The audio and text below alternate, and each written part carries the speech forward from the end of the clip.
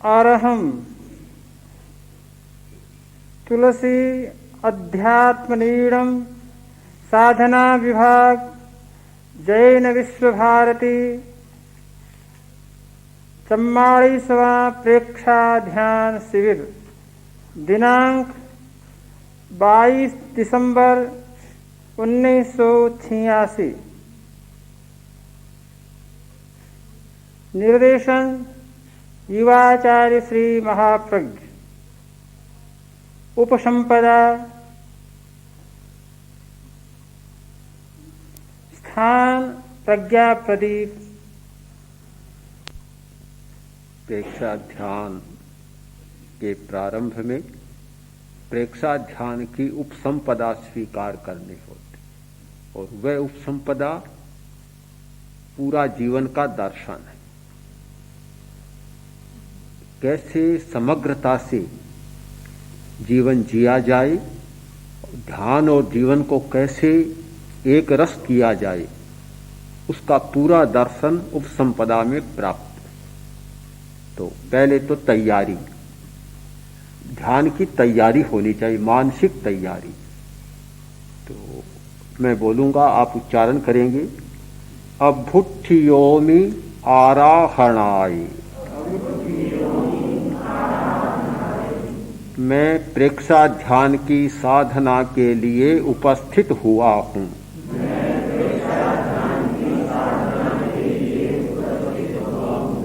मग्गं उव संपज्जामि,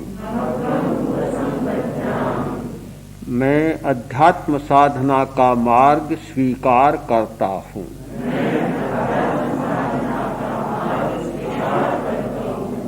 सम्मत्तं उव संपज्जामि, मैं अंतर्दर्शन की उपसंपदा स्वीकार करता हूं।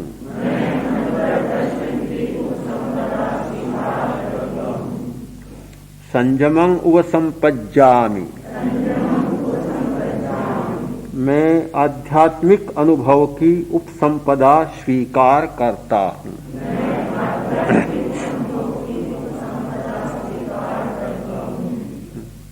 ये 4 सूत्र हैं उपसंपदा के। पहली तैयारी, मैं उसके लिए उपस्थित हो रहा हूं, तो अपनी सारी संकल्प की शक्ति जगाने का प्रयत्न कि मैं 10 दिन के लिए पूरी तन्मयता के साथ और तैयारी के साथ इसका प्रयोग करूंगा। दूसरा है कि तैयारी तो हो पर उसका मार्ग प्राप्त होना चाहिए। तो यह प्रेक्षा ध्यान की पद्धति एक मार्ग है। अभी प्रश्न आया कि मन तो भटक रहा है। ये तो भटकने वाला है, मन तो चंचल है, प्रकृति है उसकी, ये तो होगा। किंतु एक पद्धति, मार्ग जब मिलता है तो मन को एकाग्र करने की बात बनती है। बिना मार्ग मिले चाहे आप 10 वर्ष तक ध्यान करते रहे, मन का भटकाव दूर नहीं होगा। उसके लिए हमें मार्ग चाहिए। तो एक मार्ग है, ये हमारी आस्था जागे कि प्रेक्षा ध्यान एक मार्ग है। मार्ग भी हो और सही नहीं हो तो काम नहीं बनता। यह कि सम्मतम, सम्यक है, मार्ग भी सम्यक है, सही मार्ग है, भटकाने वाला नहीं है, इधर उधर ले जाने वाला नहीं है, जहां पहुंचना चाहते हैं वहां पहुंचाने वाला है। यह आस्था भी हमारी बने। चौथी बात है कि संयम होना चाहिए। अगर संयम नहीं है, मार्ग भी मिल गया तो भी भटकाव हो जाता है। मार्ग तो सही है पर जो भी वाहन है, घोड़ा, गाड़ी, कार, रास्ते को छोड़कर इधर उधर चली गई, कार सड़क को छोड़कर नीचे गड्ढे में चली गई, या रेलगाड़ी पटरी से उतरकर नीचे चली गई, तो दुर्घटना हो जाती है। संयम भी होना जरूरी है। तो ये 4 सूत्र हैं उपसंपदा के। अपनी तैयारी, अंतःकरण की तैयारी, मार्ग का चुनाव, मार्ग का सम्यक और संयम। तो ध्यान पूरी तन्मयता के साथ पकड़ में आता है। अब उसके लिए ध्यान का परिकर जो जीवन का दर्शन बनता है, ध्यान का अपना परिवार है। ध्यान को हम तोड़कर जीवन से नहीं देख सकते। ये कोई अलगाव नहीं है, थोपा हुआ या आरोपित नहीं है। यह हमारे समग्र जीवन जीने की एक प्रक्रिया है। हम जीव हैं, जीव यानी जीवित प्राणी हैं। जीवन का हमारा जीवन है। जीव, जीवन और प्राण, ये सब प्राणी के द्योतक है, प्राण शक्ति के से संबंध रखने वाले।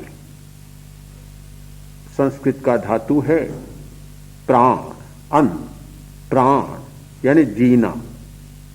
तो जीवन उसी से बना, हम जीव, जीव शब्द उसी से बना, हम जीवित प्राणी हैं, एक ही बात है। तो हमारे जीवन का मूल आधार क्या है? प्राण शक्ति। प्राण शक्ति जीवन का मौलिक आधार है। हम प्राण के आधार पर हमारा काम चला रहे हैं।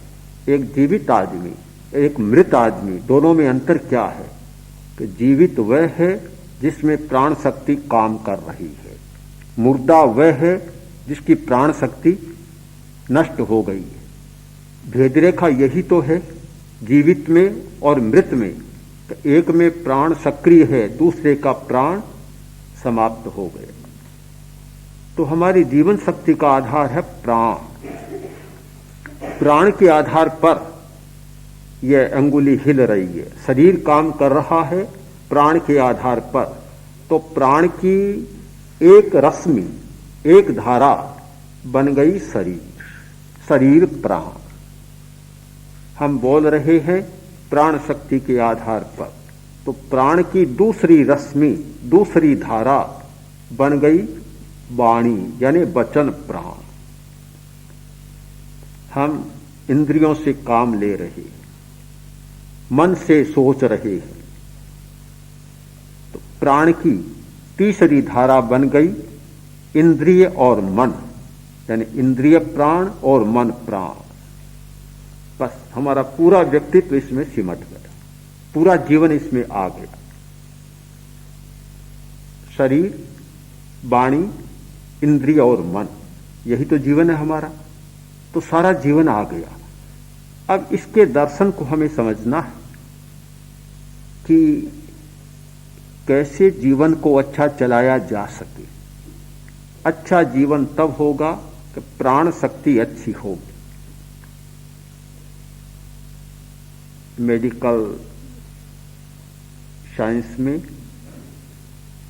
इस पर बहुत बल दिया जाता है कि शरीर की प्रतिरोधक शक्ति ठीक है, तब बीमारियों से लड़ने की क्षमता हमारी होगी। रेजिस्टेंस पावर जितना अच्छा होगा उतना ही बीमारियों से लड़ने की क्षमता होगी। और वह शक्ति, रोग प्रतिरोधक शक्ति कम हो जाती है, चाहे कितनी दवा दे, कितने इंजेक्शन दे, बड़े से बड़ा उपचार करे, बचाया नहीं जा सकता। और यदि रोग प्रतिरोधक शक्ति या प्राण शक्ति के चले जाने पर भी बचाने की दवा में क्षमता होती, डॉक्टर में क्षमता होती, तो आज कोई मरता ही नहीं। दवा से हर किसी को बचा लिया जाता। पर चाहे तो आयुर्वेद में कस्तूरी की मात्रा कहा जाता है, कस्तूरी दे तो एक बार मुर्दे को बुला देती है, मरते मरते को जिला देती है। चाहे तो कस्तूरी की मात्रा दें और चाहे तेज से तेज दवा और इंजेक्शन दें, आखिर मरना पड़ता है, क्योंकि प्राण शक्ति चुक जाती। तो मूल आधार है प्राण शक्ति। उसको कैसे स्वस्थ रखा जा सकता है? तो जीवन दर्शन का एक पहला अध्याय है प्राण शक्ति की सुरक्षा। व्यर्थ खर्च न हो, व्यय न हो, बचाया जा सके और स्वस्थ रखा जा सके। उसका सबसे अच्छा उपाय है श्वास। जितना श्वास स्वस्थ उतना प्राण स्वस्थ। जितना श्वास अस्वस्थ उतना प्राण अस्वस्थ, यानी श्वास के द्वारा प्राण को बचाया जा सकता है। जो प्रेक्षा ध्यान का पहला प्रयोग है दीर्घ श्वास प्रेक्षा। जितना लंबा गहरा श्वास होगा प्राण शक्ति उतनी ही सुरक्षित रहेगी और उतना ही जीवन स्वस्थ चलेगा, अवरोध कम आएंगे या नहीं आएंगे। हम प्राण को स्वस्थ रखकर शरीर को स्वस्थ रखते हैं, वाणी को स्वस्थ रखते हैं और मन को स्वस्थ रखते हैं, इंद्रियों को स्वस्थ रखते हैं। यह सारा प्राण की स्वस्थता का परिणाम है। प्रेक्षा ध्यान की उपसंपदा का एक सूत्र है, आहार मित हो, मिताहार। आहार और शरीर इन दोनों को अलग नहीं किया जा सकता। आहार और मन इनको कभी अलग नहीं किया जा सकता। दोनों इतने संश्लिष्ट हैं, इतने जुड़े हुए हैं कि हम इनको बांटकर नहीं देख सकते, तोड़कर नहीं देख सकते, इतने जुड़े हुए। पहले यह अनुभव था कि आहार का हमारे हर विचार पर, हर कार्य पर प्रभाव होता है। अब वैज्ञानिक स्तर पर भी इस बात की बहुत पुष्टि हो रही कि आदमी जैसा आहार करता है वैसा बनता है, जैसा खाता है वैसा बनता है।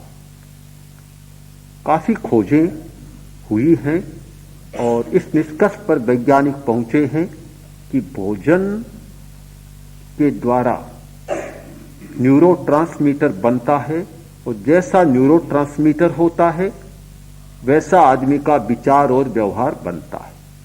तो इसमें इतना गहरा संबंध है कि जो व्यक्ति आहार पर ध्यान नहीं देता वह प्रेक्षा ध्यान का साधक नहीं हो सकता और जीवन दर्शन का ज्ञाता भी नहीं हो सकता। अगर कोई परिभाषा करे कि प्रेक्षा ध्यान का साधक कौन, कि जो आहार की साधना करता है वह प्रेक्षा ध्यान का साधक है, जो आहार की साधना नहीं करता वह प्रेक्षा ध्यान का आराधक नहीं। इतना ध्यान जुड़ा हुआ है आहार से, हम आहार के विवेक को छोड़कर और कभी ध्यान की साधना कर ही नहीं सकते। ध्यान की क्या, जीवन की साधना भी नहीं कर सकते। तो सबसे पहला हमारे जीवन दर्शन का तत्व है वह है आहार। आहार ठीक है तो शरीर स्वस्थ है, आहार ठीक है तो विचार स्वस्थ है, आहार ठीक है तो व्यवहार स्वस्थ है। आहार गड़बड़ाया सब कुछ गड़बड़ा जाएगा। आजकल लोग परिष्कृत आहार बहुत करते हैं, परिष्कृत, रिफाइंड, बहुत परिष्कृत आहार करते हैं। परिष्कृत चीनी, परिष्कृत आटा, सब परिष्कृत ही परिष्कृत, यानी यह सफेद चीनी, दानेदार चीनी। गुड़ खाना पसंद नहीं, शक्कर खाना भी पसंद नहीं, दानेदार चीनी बहुत देखने में इतनी बढ़िया लगती है कि मन मोह जाता है। बहुत खाते हैं और मात्रा में भी बहुत खाते हैं। मैंने आज ही पढ़ा कि 12 चम्मच चीनी रोज खाता है वह अपनी रोग प्रतिरोधक शक्ति का 60% कम कर देता है। 24% चीनी खाता है, 24 चम्मच चीनी खाता है वह रोग प्रतिरोधक शक्ति को बिल्कुल नष्ट कर देता है।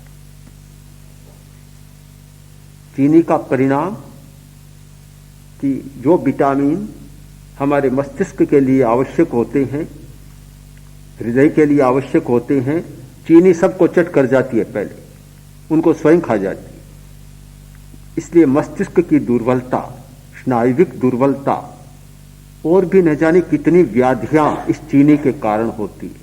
पर लोग बहुत चीनी खाते हैं, अति मात्रा में खाते हैं, और जब चाय पीते हैं तब तो चीनी की मात्रा का कोई पता ही नहीं चलता, क्योंकि कड़वी तो चाय के लिए नहीं लेते। कुछ लोग तो चाय पीते हैं थोड़ी गर्मी लाने के लिए या थोड़ी मादकता या मस्ती लाने के लिए। वे न तो दूध डालते हैं न चीनी डालते हैं, कोरा उबला हुआ पानी पीते हैं। पर हिंदुस्तानी लोग तो स्वाद में बड़े चटोरे होते हैं। हिंदुस्तान में स्वाद की बहुत विशेषता है, इतनी विशेषता है स्वाद की, और इतना विकास किया है स्वाद का कि चाय में दूध भी डालेंगे, चीनी भी डालेंगे, और चीनी भी इतनी मात्रा में डालेंगे कि चाय की कड़वाहट कहीं मालूम न हो। और कुछ लोग तो शायद इतनी ज्यादा डालते हैं कि चाय चीनी ही बन जाती है। तो चीनी बहुत नुकसान करती है, अति मात्रा। नमक बहुत खाते, स्वाद के लिए दोनों चीजें बहुत प्रसिद्ध हैं, चीनी और नमक। नमक भी बहुत खाते हैं। मैंने पढ़ा था एक बंबई के डॉक्टर का एक लेख कि हर आदमी को दिन में केवल 1 या 2 ग्राम नमक खाना चाहिए, इससे ज्यादा नमक नहीं खाना चाहिए। अब पता नहीं ये जो कचौड़े पकोड़े बड़े खाते हैं तो 2 ग्राम बेचारा कहीं रह जाता है, 20 ग्राम का ही पता नहीं रहता, 30 ग्राम का ही पता नहीं होता। कितना नमक, चटपटी चीजें। तो ये चीनी और नमक बहुत खाई जाती है, और इसलिए बीमारियों को भी बहुत निमंत्रण है। चीनी भी बहुत बीमारियों को बुलाती है, और नमक गुर्दे की बीमारी यानी किडनी की जितनी बीमारियां, heart trouble, high blood pressure, इन सब को नमक भी बहुत निमंत्रण देता है कि भाई आ जाओ और हमारे साथ साथ रहो, सब निमंत्रण देने वाला है। तो ये दोनों चीजें बहुत खाई जाती है। और फिर तीसरी बात है मात्रा, आहार की मात्रा भी बहुत ज्यादा है। आदमी को जितनी जरूरत है उससे बहुत ज्यादा खाता है। एक कैलोरी का सिद्धांत ऐसा आ गया कि एक झूठा विश्वास बन गया कि इतनी कैलोरी पहुंचनी चाहिए। आज तो ये टूटता जा रहा है, डॉक्टर भी इसके पक्ष में अब पूरे नहीं है अभी तक, पर पूरे नहीं है। कैलोरी की बात कम है, पर कैलोरी भी कितनी हो जाती है, इतनी मात्रा में खाया जाता है कि जितना जरूरी नहीं है। अगर यह मित आहार वाली बात हिंदुस्तान में आए तो आज अगर 10-20 करोड़ आदमी भूखे हैं तो शायद 20 करोड़ भूखे हैं तो मित आहार का प्रयोग हो तो 1 वर्ष में 10 करोड़ की भूख मिट जाए, इतना बचाव हो जाए। अतिरिक्त मात्रा खाई जाती है, और वह खाई जाती है इसलिए कि भी डॉक्टर भी जिंदा रहे, डॉक्टरों के लिए खाई जाती है, या बीमारी को भोगते रहे इसलिए, या दवा खाते हैं, दवाई वाले बेचने वाले केमिस्ट भी जिंदा है इसलिए अति मात्रा खाई जाती, अपने लिए नहीं खाई जाती। तो ये आहार का जब विवेक नहीं है तो चाहे कितना ही पढ़ा लिखा आदमी हो, जीवन दर्शन उसे प्राप्त नहीं है। प्रेक्षा ध्यान का, उपसंपदा का एक महत्वपूर्ण सूत्र है आहार का विवेक, यानी मित आहार, संतुलित और परिमित आहार। यदि यह आता है तो ध्यान ठीक होगा। आप बहुत खाएं, ध्यान भी ठीक नहीं होगा। तो शरीर में आने वाले लोगों को भोजन का भी प्रयोग करना है, प्रयोग चले। कभी 10 दिन में चीनी नहीं खाएं, या 10 दिन नमक नहीं खाएं, या इतने से ज्यादा ऊपर से नमक नहीं लेना है। चाहे बिना नमक का आ गया तो कम से कम ऊपर से तो न लें, मांग न करें, चीनी की भी मांग न करें, ऊपर से चीनी न लें, प्रयोग करें, करके देखें कि कितना अच्छा होता है। हमारे एक मुनि है यहाँ जो उधर के हैं, गंगा शहर के, वहाँ के लोग थोड़ी चीनी ज्यादा खाते हैं, उनकी भी आदत है। तो आज ही मैंने उन्हें कहा कि भी अब चीनी बंद करो, 10 दिन के लिए चीनी उनकी बंद करा दी, जबरदस्ती नहीं, समझा बुझाकर। एक प्रयोग कराना है, प्रयोग करके देखना है कितनी स्फूर्ति और कितनी तत्परता आ जाती है। तो ये प्रयोग करना है। आहार विवेक का एक अंग है तपस्या भी। तपस्या शिविर काल में तपस्या के प्रयोग भी चलने चाहिए। या आयम्बिल का प्रयोग कराया जाता है। आयम्बिल केवल थोड़े से चावल खाकर, दो तरह के आयम्बिल के प्रयोग कराए जाते हैं। एक तो 10, 20, 30 ग्राम चावल बिना पके चावल, कच्चे चावल खाकर, और 100 ग्राम आध पके चावल खाकर, बस पानी और चावल। मैंने देखा है कि हमारे शिविरों में कई बार बड़े बड़े डॉक्टर आए, बड़े बीमार थे, 10 दिन का प्रयोग किया और स्वस्थ होकर निकले। बहुत लाभदायी है ये प्रयोग, अगर कर सके, रह सके। सर्दी का मौसम है, भूखा रहना बड़ा कठिन काम है, कठिनाई तो लगती है, पर फिर भी प्रयोग चले। एक आसन किया, एक बार से ज्यादा नहीं खाएंगे, या 2 बार से ज्यादा नहीं खाएंगे, या इतनी मात्रा से ज्यादा नहीं लेंगे, कभी कुछ कभी कुछ। तपस्या का प्रयोग भी चलना चाहिए। तप, जप और ध्यान तीनों का संयुक्त प्रयोग चले। तो सबसे पहली बात है आहार। आहार में दोनों बातें आ गई, आहार और अनाहार, यानी खाना, कैसे खाना, क्या खाना, कितना खाना और न खाना। साथ में आहार में वह भी आहार का अंग है, न खाना। ये दोनों का दर्शन, ये प्रेक्षा ध्यान का एक महत्वपूर्ण अंग है। दूसरा है आहार और शरीर का संबंध हो गया। फिर दूसरा अंग होता है वाणी का, बोलना। बोलने का भी विवेक होना चाहिए, क्यों हमारी प्राण शक्ति बोलने में भी बहुत खर्च होती है। तो अनावश्यक नहीं बोलना। बोलना तो धीमे से बोलना, जोर से नहीं बोलना। कुछ लोग बोलते हैं, इतना तेज बोलते हैं कि जरूरत तो होती नहीं, पर सारे मकान में हल्ला हो जाता। शिविर में तो विशेष साधना करना है। अगर कोई कर सके तो 10 दिन पूरा मौन करे, बिल्कुल नहीं बोलना, बहुत अच्छा होगा ध्यान का प्रयोग। अगर इतना न रह सके तो परिमित एक करे कि अनावश्यक बातें नहीं करना है। यहाँ शिविर काल में न तो समाचार पत्र पढ़ना है, न रेडियो सुनना है, और न अनावश्यक घर की बातें करना है। बस ज्यादा से ज्यादा समय श्वास पर और प्रयोग पर लगे। तो वाणी का पूरा संयम, आहार का संयम यानी शरीर का संयम, वाणी का संयम। आपने स्थिरता का प्रयोग किया, काय गुप्ती का, काया की स्थिरता, वाणी का मौन, ये दोनों बड़े महत्वपूर्ण प्रयोग हैं। अब हमारी जीवनी शक्ति को नष्ट करने वाली 3 बात, एक प्रतिक्रिया, एक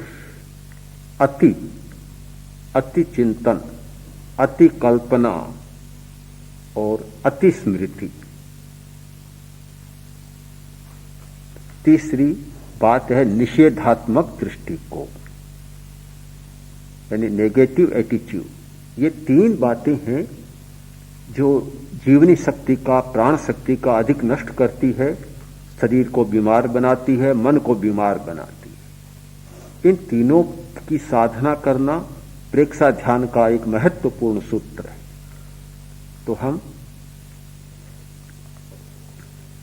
जीवनी शक्ति के क्षरण को बचा सके, उसके लिए हमें सबसे पहले प्रतिक्रिया विरति का अभ्यास करना है। प्रतिक्रिया विरति यानी प्रतिक्रिया हमारा स्वभाव है। इंद्रियों से देखेंगे, प्रतिक्रिया होगी।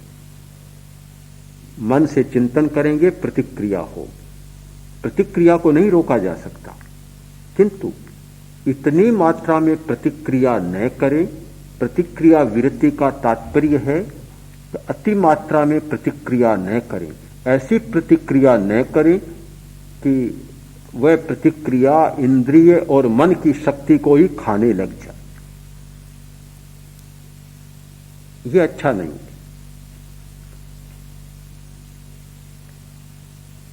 पानी मंगाया, नौकर से कहा कि गर्म पानी लाओ, थोड़ा ठंडा ला दिया, तत्काल उबल पड़े, यानी प्रतिक्रिया से दिमाग भर गया। किसी से कुछ कहा नहीं माना, दिमाग प्रतिक्रिया से भर गया। भोजन जैसा चाहा नहीं मिला, दिमाग प्रतिक्रिया से भर गया। एक बार प्रतिक्रिया हुई, ठीक है, कभी जो मैंने चाहा वह नहीं हुआ, बस इतनी प्रतिक्रिया तो स्वाभाविक मान लेते और हो जाती है। किंतु अगर वह प्रतिक्रिया लंबी बन जाती है, द्रौपदी का चीर बन जाता है, तो समस्या पैदा करती है, जीवनी शक्ति को नष्ट करती है। और प्रतिक्रिया के कारण हमारी शायद 50% शक्ति व्यर्थ जाती है। काम में जितनी शक्ति लगने से शक्ति खर्च होती है, उससे अधिक प्रतिक्रिया में शक्ति हमारी खर्च होती है। तो प्रेक्षा ध्यान की साधना का एक सूत्र है प्रतिक्रिया विरति। प्रतिक्रिया विरति, और यह कब संभव है कि जैसे जैसे सामायिक सधेगा, समता का विकास होगा, प्रिय अप्रिय संवेदन से ऊपर उठने का अभ्यास बढ़ेगा, प्रतिक्रिया की विरति होगी। जब तक प्रिय अप्रिय संवेदन से उलझे रहेंगे, तब तक प्रतिक्रिया की विरति हो नहीं सकती। प्रतिक्रिया सारी कौन करता है? या तो प्रिय संवेदन करता है या अप्रिय संवेदन करता है। इन दोनों के घेरे में यह विरति संभव नहीं। इसलिए यह अभ्यास भी करना जरूरी है कि कैसे हम धीमे धीमे इनसे बच सके। मैं नहीं सोचता कि एक दिन में कोई बच जाए, क्योंकि यह तो एक नशा है, जैसे शराब का नशा। आदमी को पकड़ लेती है शराब, छोड़ने में दिक्कत होती है, क्योंकि स्नायुविक आदत बन जाती है। किंतु जब वह यह समझता है, कभी शराब पीने से लीवर खराब होती है, आंतें खराब होती है, फेफड़ा खराब होता है, कितनी बीमारियां होती है, कितना नुकसान होता है, और ऐसे समय में मृत्यु को, अकाल मृत्यु को बुलाने का बहुत अच्छा उपाय। किसी को जल्दी मरना हो, आत्महत्या न करके ऐसे जल्दी मरना हो, तो सबसे अच्छा उपाय है शराब पीना, अपने आप आ जाएगी। तो ये बात समझ में आती है, तो उससे बचने का अभ्यास करता है। मुझे आश्चर्य हुआ, अभी गोर्बाचेव के बारे में जो पढ़ा, बहुत आश्चर्य हुआ कि गोर्बाचेव ने, जो रूसी नेता आया था हिंदुस्तान में अभी, उन्होंने कहा कि शराब अच्छी नहीं है। उन्होंने जो कारण बताए, स्वयं नहीं पीते हैं, इतने ठंडे मुल्क में रहते हैं, नहीं पीते। उन्होंने अपने देश में शराब पर काफी नियंत्रण किया है, और शराब के बारे में जो लोगों को जानकारी दी है, आगाह किया है। उन्होंने बताया कि शराब पीने से एक तो जन्मजात बच्चों में बीमारियां आती, हमारी रोग निरोधक शक्ति कम हो जाती है, अनुशासनहीनता आती है, लापरवाही बढ़ती है, कार्य के प्रति, कर्तव्य के प्रति उपेक्षा बढ़ती है, अपराध बढ़ते हैं। बिल्कुल ऐसी बातें हैं जो आश्चर्य होता है कि जहां शराब पानी की तरह मानी जाती थी, वहां का एक आदमी, वहां का एक मुख्य नेता इतनी बुराइयों को अनुभव करता है, जानता है। तो जो नशा है, नशे में प्रतिक्रिया ज्यादा होती है, चाहे शराब का नशा, चाहे क्रोध का नशा, चाहे अहंकार का नशा, प्रतिक्रिया ज्यादा होगी। तो हमें इस प्रमाद से, नशे का मतलब प्रमाद, प्रमाद से बचना है। अप्रमाद का जीवन जीना, इसका मतलब है प्रतिक्रिया विरति। और एक सूत्र है जो शक्ति को खर्च करने वाला, वह है कि निषेधात्मक दृष्टिकोण। आदमी का दृष्टिकोण बहुत निषेधात्मक रहता है, नकारात्मक, निराशा, हीन भावना, मुझसे यह नहीं हो सकता, मैं तो बहुत छोटा हूं, क्या कर सकूं, अपराधी हूं, यह हूं, वह हूं, हमेशा निषेध की भाषा में सोचता है। विधायक दृष्टिकोण नहीं रहता। इससे जीवनी शक्ति बहुत नष्ट होती है, शक्तियां बहुत खर्च होती है। तो प्रेक्षा ध्यान का अभ्यास करने का अर्थ है निषेधात्मक दृष्टिकोण से बचना, यानी शत्रुता के भाव से बचना, मैत्री भाव का विकास करना। जैसे जैसे मैत्री भाव का विकास होगा हमारा दृष्टिकोण रचनात्मक और सृजनात्मक बनेगा। मैत्री का मतलब कोई एक दूसरे के साथ मित्रता का संबंध स्थापित करना ही नहीं, किंतु रचनात्मक दृष्टिकोण बनाना यह मैत्री का महत्वपूर्ण अंग है। तो मैत्री भाव का विकास करना।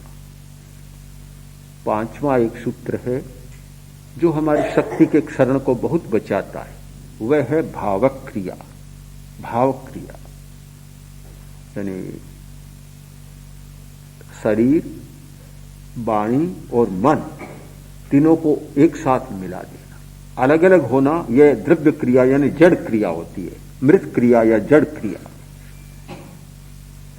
भोजन तो कर रहा हूं, खा रहा हूं, मन कहीं चक्कर लगा रहा है और बातें करता जा रहा हूं, यह जड़ क्रिया होगी। वह भोजन कहलाएगा, जड़ भोजन।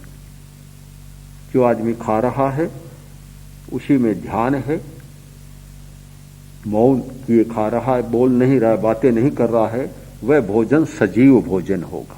एक मुर्दा भोजन और एक सजीव भोजन। यह हमारा सजीव भोजन, वह होगा मृत भोजन। आयुर्वेद के महान आचार्य चरक ने बहुत बल दिया इस बात पर कि हम तन मना भुंजीते। यह साधना का सूत्र नहीं है, यह चरक का आयुर्वेद का सूत्र है, सुश्रुत का सूत्र है, तन मना भुंजीते। कि खाए तो खाने में ही मन लगा रहे, उसी काम में मन लगा रहे, यानी मन, वचन और काया तीनों का अलगाव न करें, तीनों के चूल्हे अलग अलग न जलाएं, तीनों को एक साथ रहने दें। इसका नाम है भावक क्रिया यानी जीवित क्रिया। यह हमारी जीवित क्रिया है। अलग होते हैं क्रिया मुर्दा बन जाती। आपको आहार में भी प्रयोग करना है। 10 दिन एक प्रयोग करें कि खाते समय किसी से बात न करें और जब कोर उठाए वहां से लेकर मुंह में डाले और चबाए, पूरा ध्यान रहे कि अब मैं कोर उठा रहा हूं, अब हाथ ऊपर जा रहा है, कोर मुंह में डाला जा रहा है, चबा रहा हूं, नीचे उतर गया। अगर इसमें करें तो यह आहार योग हो जाएगा, आहार भी योग बन जाएगा। एक प्रयोग आपको गमन का भी कराया जाता है, यह भी भाव क्रिया का प्रयोग है। शाम को कराएंगे शायद आपको कि गमन योग यानी चले, चलते तो रोज है पर चलते समय केवल चलता हूं इसी पर ध्यान रहे कि एक पैर उठा, अब वह नीचे आया, दूसरा उठा, अब फिर तीसरी बार उठा। बराबर अपने पैरों पर ध्यान रहे, गमन पर ध्यान रहे। यह गमन योग है, यह भावक क्रिया का प्रयोग है। यानी जो करे जानते हुए करे। जब जानते हुए करते हैं वह क्रिया जीवित क्रिया बन जाती है, और जब सोए हुए करते हैं तो क्रिया मुर्दा बन जाती है। यह मस्तिष्क के विकास का बहुत बड़ा प्रयोग है, हमारी मस्तिष्क की शक्तियों को जगाने का महत्वपूर्ण प्रयोग है। यानी हम इस क्रिया के द्वारा ज्ञान तंत्रों को इतना विकसित कर लेते हैं कि फिर वे हमारी बात मानने लग जाते हैं। हम जो आदेश देते हैं उन्हें पालन करना होता है। आपको पता है कि प्राकृतिक चिकित्सा में ये आदेश बहुत दिए जाते हैं शारीरिक दृष्टि से। एक बार बहुत वर्ष पहले, बचपन की बात है, मैं अस्वस्थ हो गया था और प्राकृतिक चिकित्सा मैंने करवाई। तो जो चिकित्सक था उसने कहा कि अगर कब्जी हो तो जब शौच के लिए जाएं तो आंतों को आदेश दे कि अब मल को साफ कर देना है, बिल्कुल सफाई करनी है, शुद्धि करना है, आदेश दे। अब मैं नया नया इस क्षेत्र में आया था, थोड़ा थोड़ा रस तो था, छोटी अवस्था थी। मन में एक बार तो विकल्प उठा कि आदेश कौन मानेगा। कोई बच्चा थोड़े ही बैठा भीतर जो आदेश माने, आदेश कौन मानेगा। कोई प्राणी तो है नहीं, छोटा बच्चा भी नहीं मानता, कोई बड़ा आदमी तो फिर भी बात मान लेता है, ना समझ तो बच्चा भी नहीं मानता। तो ये बेचारी जड़ आंतें ये कैसे आदेश मानेंगी? एक विकल्प सहज ही हो सकता है, किंतु जब मैंने करके देखा तो आश्चर्य हुआ। 5-7 बार सुझाव देने पर कुछ ही दिनों में आंतें इतना निर्देश मानने लग गई कि कहा टालती नहीं थी। बिल्कुल जैसे कोई सधा हुआ घोड़ा होता है, सधा हुआ नौकर होता है, सधा हुआ शिष्य होता है, वह जैसे आदेश मानता है, आंतें ऐसे आदेश मानने लग गई। आपका भी मान सकती है। और वह प्रयोग मैं तो अब तक बराबर कर लेता हूं जब भी आवश्यकता होती है। अब तक 40 वर्ष के बाद भी बराबर उसका प्रयोग कर लेता हूं और बराबर काम ठीक होता है।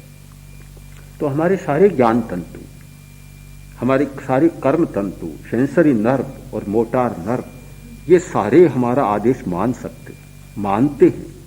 कोई देने वाला चाहिए, देने का भी ढंग होता है। यह नहीं कि आप कठोर स्वामी की तरह आदेश दे, नहीं मानेंगे आपका।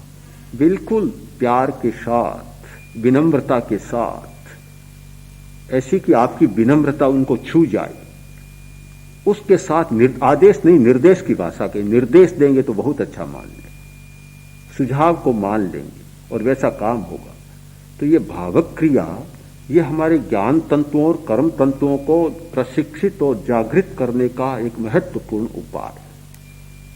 तो ये जीवन के आधार और जीवनी शक्ति को बचाने के उपाय, जीवनी शक्ति को नष्ट करने के मार्ग, इन सब की चर्चा और इन सब का समग्रता का बोध, इसका नाम है प्रेक्षाध्यान। मैंने कल प्रातः काल ही कहा था, केवल आधा घंटा बैठ जाना ही नहीं है। अगर ये सारी बातें इतनी नहीं होगी तो ध्यान का लाभ आपको पूरा नहीं मिलेगा। कुछ तो मिलेगा, खाली तो नहीं जाएगा, पर पूरा लाभ नहीं होगा। पूरे लाभ के लिए इस समग्रता पर आपको ध्यान केंद्रित करना है। बस एक ध्यान सब कुछ बन जाए। एक सन्यासी के चोरी हो गई। अब भक्तों ने जाकर और न्यायालय में सूचना दे दी कि सन्यासी जी के घर चोरी हो गई। बड़ी तेजी से तलाश ली गई, चोर पकड़ा गया। तो सन्यासी के पास लोग आए, पूछे कि महाराज क्या गया? बोला मेरा सब कुछ चला गया, सब कुछ चला गया, कुछ भी नहीं बचा। ओढ़ना, बिछोना, पहनना सब कुछ चला गया, कुछ भी नहीं बचा, सिराना सब चला गया। तो चोर को न्यायाधीश के सामने प्रस्तुत किया गया। न्यायाधीश को जानकारी मिल गई सारी बात की। न्यायाधीश ने पूछा कि बोलो तुमने क्या चुराया? उसने कहा केवल कंबल चुराया, एक कंबल चुराया और कुछ भी नहीं चुराया। न्यायाधीश ने कहा झूठ बोलते हो? कि नहीं, झूठ नहीं बोलता हूं, मैं बिल्कुल सच कहता हूं, मैंने कोरा एक कंबल चुराया। न्यायाधीश ने कहा सही नहीं है। उसने कहा बिल्कुल सही कहता हूं, आप चाहे सन्यासी से पूछ ले। सन्यासी को बुलाया। भक्तों ने तो कहा था सब कुछ चुरा लिया। सन्यासी को बुलाया, सन्यासी ने भी कहा कि मेरा सब कुछ चुरा लिया। तो उधर चोर ने कहा देखो महाराज सच बोलो, सच बोलो, केवल आपका एक कंबल चुराया। सन्यासी बोला तू समझा नहीं, यही मेरा सब कुछ है। इसी को तो ओढ़ लेता हूं, इसी को बिछा लेता हूं और इसी को कभी सिराने रख लेता हूं, मेरा तो सब कुछ यही है। तो सब कुछ यही है, एक कंबल ही सब कुछ है, एक प्रेक्षा ध्यान ही सब कुछ है। पर वह कब है कि कभी आप उसको ओढ़ लें, कभी बिछा लें, कभी सिराना बना लें, तब सब कुछ है। यानी ध्यान कभी आप आहार पर केंद्रित कर दें, कभी आप बोलने पर केंद्रित कर दें, कभी चलने पर केंद्रित कर दें, तो यह ध्यान सब कुछ बन जाएगा। यानी समग्र पूरा जीवन का दर्शन बन जाएगा। कोरा ध्यान को आंख मूंद कर बैठना ही मान लिया तो पूरा ध्यान भी नहीं सदेगा और आप कहेंगे क्या इतने समय किया, कुछ मिला तो नहीं। शायद दोष प्रेक्षा ध्यान का प्रयोग कराने वालों पर, हमारे मुनियों पर आएगा कि ठीक कुछ हुआ नहीं। तो इस दृष्टि से आज पहले दिन आपको एक पूरी स्पष्ट धारणा और एक मानसिकता बना लेनी है कि हम जो शिविर में आए हैं तो केवल ध्यान करने के लिए नहीं आए, एक जीवन की कला सीखने के लिए, एक जीवन का दर्शन समझने के लिए आए कि हमें पूरा जीवन कैसे जीना है। उस जीवन दर्शन को प्राप्त कर लौटे तो मैं सोचता हूँ कि आपका व्यक्तिगत जीवन बहुत अच्छा बनेगा और आसपास में भी उसकी कुछ सुर भी खेलेगी और शायद समाज के लिए भी आप बहुत अच्छा काम करें। समझ ली, इसको बार बार पढ़ना। आपके पास है ना ये चौपनियाँ, मेरे हाथ में थी ना डायरी, हाँ सबके पास है। तो फिर आप पढ़ेंगे इसको, रोज पढ़ें, अच्छा हो कि रोज पढ़ें, सुबह पढ़ें शाम को पढ़ें और फिर देखें कि कैसा अभ्यास हमारा चल रहा है। बिल्कुल कसौटी करते जाए अपने लोग।